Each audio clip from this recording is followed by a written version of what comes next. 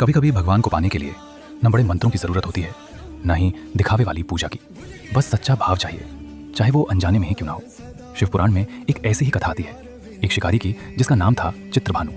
महाशिवरात्रि के दिन वो जंगल में शिकार की तलाश में निकला, लेकिन पूरा दिन बीत जाने के बाद भी उसे कोई शिकार नहीं मिला। भूख और प्यास से व्याकुल होकर जब रात हो गई तो वो एक बेल के पेड़ पर चढ़ गया ताकि रात वहीं बिता सके।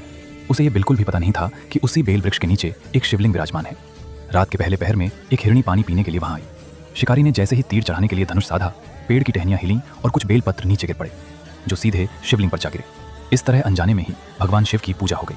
पूरी रात शिकारी भूख और थकान के कारण सो नहीं पाया। वो जागता रहा और उसकी आंखों से गिरे आंसू जल बनकर शिवलिंग का अभिषेक करते रहे।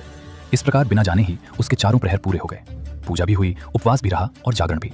सुबह होते होते शिकारी का हृदय पूरी तरह बदल चुका था। उसके भीतर करुणा जाग उठी।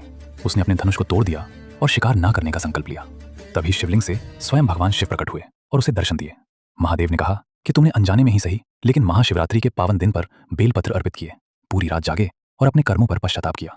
मैं तुमसे अत्यंत प्रसन्न हूं। यही इस कथा का सार है। भगवान शिव कर्म से नहीं, भाव से प्रसन्न होते हैं। सच्चे मन से किया गया एक छोटा सा अर्पण भी उन्हें स्वीकार होता है। इसी सरलता और करुणा के कारण उन्हें भोलेनाथ कहा जाता है।